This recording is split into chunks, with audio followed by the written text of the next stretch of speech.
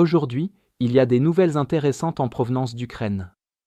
Pour la première fois, le nombre de pertes russes dépasse celui des nouvelles recrues, si bien que l'armée russe cherche désespérément de nouvelles sources de main-d'œuvre sacrifiables. Désormais, les recruteurs russes tournent leur attention vers l'Afrique, prêts à attirer de nouveaux conscrits pour risquer leur vie dans une guerre étrangère. Les preuves recueillies sur le champ de bataille à travers l'Ukraine montrent de plus en plus une forte augmentation du nombre de combattants africains dans les rangs russes, capturés ou tués, non pas lors d'incidents isolés, mais sur plusieurs fronts largement séparés. Ce schéma suggère un effort de recrutement délibéré et organisé, plutôt que des cas ponctuels et aléatoires. Cette tendance est devenue visible grâce à un flux régulier de vidéos de combats et d'interrogatoires de prisonniers publiés par des unités ukrainiennes opérant à des centaines de kilomètres les unes des autres. Près de Vovchansk, les forces de défense territoriale ukrainiennes ont récemment repoussé une attaque russe et capturé un groupe de soldats ennemis comprenant un mercenaire africain. Aux alentours de Kupiansk, des images de drones FPV ukrainiens ont montré un recrue africaine combattant dans les rangs russes et touché lors d'un affrontement. Ce n'était pas un cas isolé, car plusieurs vidéos du même secteur montraient d'autres soldats africains opérant aux côtés des troupes russes, confirmant l'utilisation répétée de main-d'œuvre étrangère dans la région. Le même schéma est apparu autour de Liman, où des opérateurs de drones ukrainiens ont signalé une augmentation notable des mercenaires africains combattant pour la Russie. Dans un incident enregistré, une frappe de drone a blessé un combattant africain, que l'on pouvait entendre à la radio supplier en anglais approximatif d'être évacué. Le commandement russe n'a jamais répondu et aucune aide médicale n'est arrivée, illustrant l'attitude générale des Russes envers ceux qui rejoignent leur armée depuis l'étranger. D'autres images en provenance du secteur de Liman ont ensuite montré 2 autres mercenaires africains éliminés par des frappes de drones ukrainiens. Des inspections ultérieures ont révélé qu'ils n'avaient pas de véritable équipement, mais portaient des vêtements tactiques chinois bon marché, renforçant l'impression que ces recrues étaient envoyés en mission suicide. Plus au sud, en direction de Pokrovsk, le régiment Skala d'Ukraine a publié des images de 2 soldats africains capturés alors qu'ils combattaient pour les forces russes.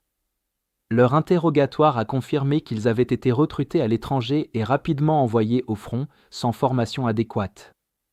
Un autre cas révélateur est venu du secteur de Zaporijia, où des combattants de la Légion Liberté de la Russie ont capturé un citoyen nigérian qui étudiait à Moscou.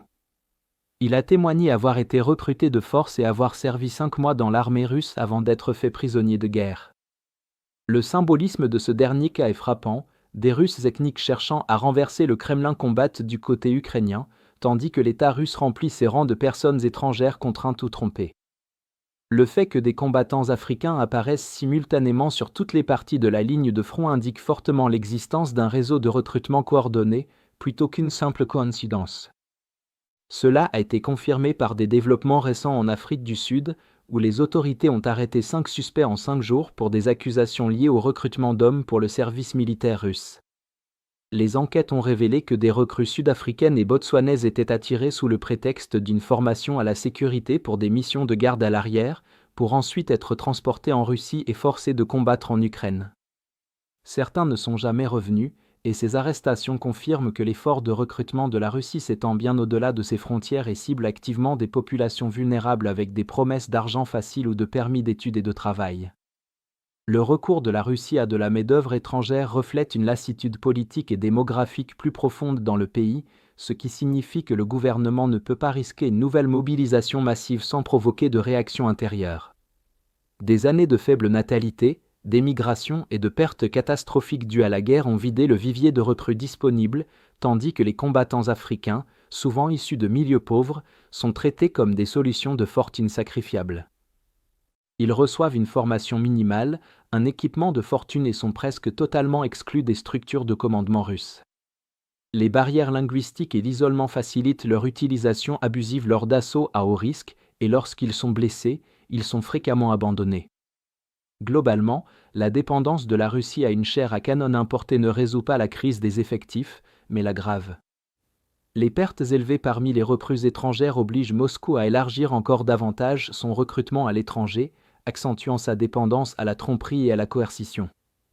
La présence croissante de combattants africains sur les champs de bataille ukrainiens n'est pas un signe de force ou d'influence mondiale, mais de désespoir. C'est la preuve évidente que la machine de guerre russe consume des vies humaines plus vite que sa propre société ne peut les remplacer, et que même cette solution sinistre s'avère intenable.